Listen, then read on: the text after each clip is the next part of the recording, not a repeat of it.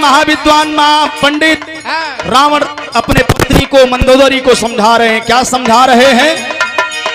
कहले रावण रोवा जानी माटी के करनवा, अरे कहले रावण रोवा जानी माटी के करनवा, बसेला परनवा यही मटिए में।